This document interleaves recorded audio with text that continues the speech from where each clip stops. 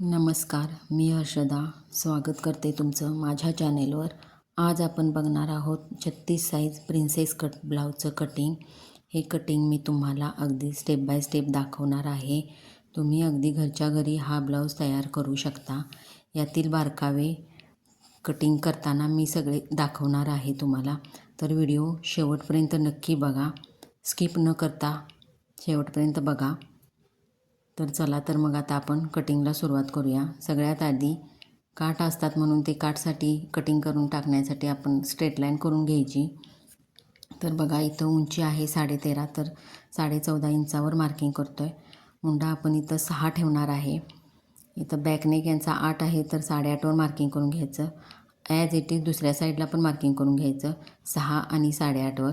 आता ह्या straight line करून घ्यायच्या सगळ्या.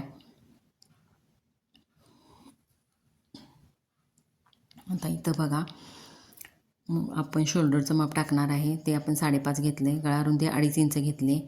चेस्ट लाईनवर पण 5.5च घ्यायचं. 9 इंच आपली चेस्ट आहे. 1.5 इंच शिलाई मार्जिन ठेवलं. गळारुंदी मी 3 इंचावर घेतलेली आहे.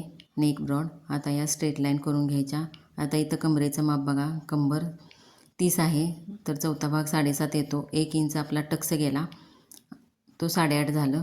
मग 1.5 इंच शिलाई मार्जिन ठेवायचं. तर असं बघा आता हे दाखवतो आहे मी. असं हे 1.5 इंच शिलाई मार्जिन बरोबर आपलं 10वर आलं. आता ही अशी स्ट्रेट लाईन करून घ्यायची.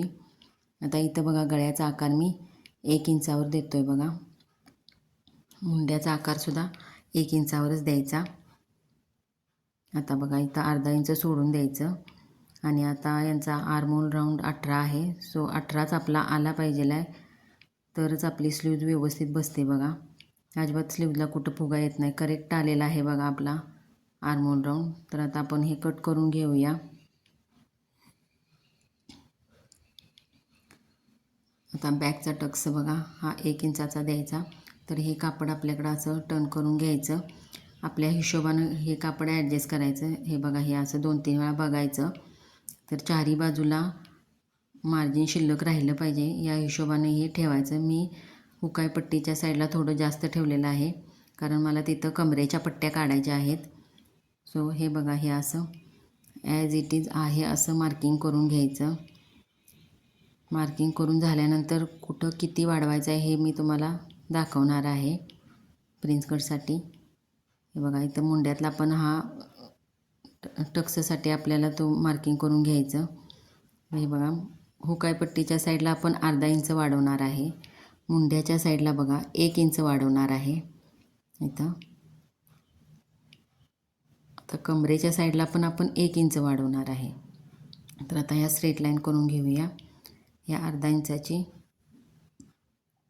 ही 1 इंचाची आणि ही पण कमरेच्या साईडची 1 इंचाची. तर इथं 2.5 इंच गळारुंदी ठेवलेली आहे आपण. इथं 6.5 इंचावर आपण फ्रंटचा नेक काढतो आहे. तो 6 पाहिजेला आहे तयार म्हणून. तर आता इथं बघा 3 इंचावर गळारुंदी देतो आहे आपण आणि राऊंड नेक आपण करतो आहे.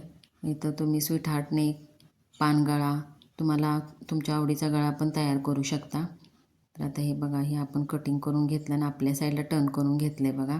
आता इथं खरे बारकावे आहेत बघा इथं.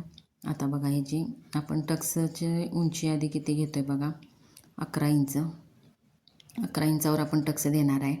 हे स्ट्रेट लाईन करून घ्यायची. आता इथं बघा छातीचा 10वा भाग घ्यायचा आणि त्यात अर्धा इंच मिक्स करायचा आणि मार्किंग करून घ्यायचं. कारण आपण हे मार्जिनसहित मार्किंग करतो आहे. मार्जिनसहित आपण हे कटिंग करणार आहे. कमरेच्या साईडला अर्धा इंच कमी करून अशी तिरकी लाईन करून घ्यायची.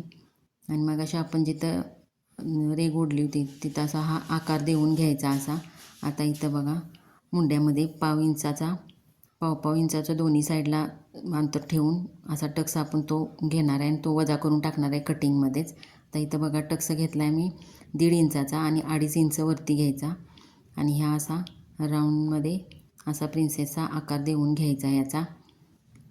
तर हे बघा हे आता आपलं हे झालेलं आहे. आता हा आपला बॅक पार्ट आहे. बॅक पार्ट आपला 9 इंच तयार होणार आहे. हे बघा हे असं मोजून घ्यायचं. हे बघा हे असं आता हां टक्स दिल्यानंतर बॅक पार्ट आपला 9 इंचाचा तयार होणार आहे. तसाच आपला फ्रंट पार्टसुद्धा मार्जिन सोडून आपण मार्किंग करून घ्यायचं बघा. हे बघा हे असं, हे बघा हे करेक्ट आपला अगदी बरोबर होणार आहे. फ्रंट पार्ट बॅक पार्ट अगदी समान मापाचे झाले पाहिजेत. कुठलाच मोठा किंवा छोटा झाला नाही पाहिजे आहे. छोटा मोठा झाला तर फिटिंग व्यवस्थित बसत नाही. तर आता बघा हे आता आपण चेक करून घेऊयाल. हा फ्रंटचा भाग, हा बॅकचा भाग, हे आता बरोबर आलेलं आहे आपलं हे.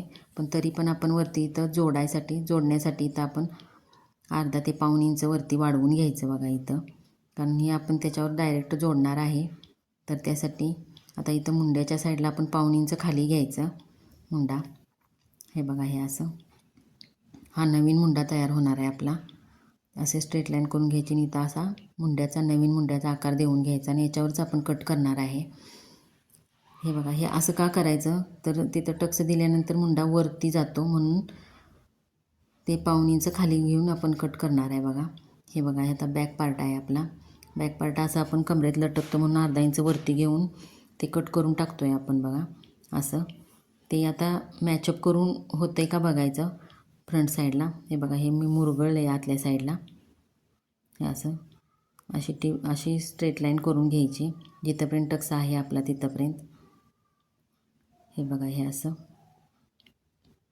जेवढं आपलं मार्जिन आपण 1 इंच खाली वाढवलं होतं बरोबर तिथंच आलं आहे बघा ते. आता इथं बघा फ्रंटचा आपण मुंडा आपला बरोबर आला आहे का ते चेक करूया. आर्महोल राऊंड 18 यायला पाहिजे बरोबर, त्याचा निम्मा 9 यायला पाहिजे आहे आपला. तो बरोबर 9 आलेला आहे बघा, अगदी करेक्टच आलेला आहे. तर आता आपले हे कटिंग अगदी करेक्टच होतं आहे आणि ब्लाऊज बरोबर फिटिंगला खूप छान बसतो असा. तर आता हे बघा परत एकदा चेक करूया आपण सगळी मापं व्यवस्थित घेतल्यात का. 1-2 वेळा चेक करायचंच, कारण शिवताना पुन्हा आपला काही प्रॉब्लेम यायला नको म्हणून. तर आता हा पार्ट जो आहे तो खालून आपण तिरपा कट करणार आहे ना, तो आत्ता नाही करणार. तो बॅक पार्ट तयार झाल्यानंतर आपण तो नंतर कट करणार आहे. तर आता हे आता सगळं आपण कटिंग करून घ्यायचं व्यवस्थित. टक्स आठवणीनं कट करायचा. हे बघा हे असं. आता हे आपले सगळे कटिंग झालेले आहेत, ते ॲज इट इज मेन फॅब्रिकवर ठेवून कट करून घ्यायचे हे असे. आता हे बघा व्यवस्थित जिथं ॲडजस्ट होत्या तिथं व्यवस्थित ॲडजस्ट करून घ्यायचे. अगदी पाव इंच अंतर ठेवून मग ते कट करायचे. आता इथं बघा स्लीव्जला थोडं कमी कापड राहिलेलं आहे, तिथं जोड लावावा लागतो आहे. तर त्यासाठी एक्स्ट्रा कापड घेतलं आहे बघा मी तिथं. असं सरकवून कापड जितकं वाचवता येईल तितकं वाचवून कटिंग करायचं. तर आपलं कटिंग झालेलं आहे. व्हिडिओ आवडला असल्यास लाईक करा, शेअर करा आणि सबस्क्राईब करा चॅनलला. धन्यवाद.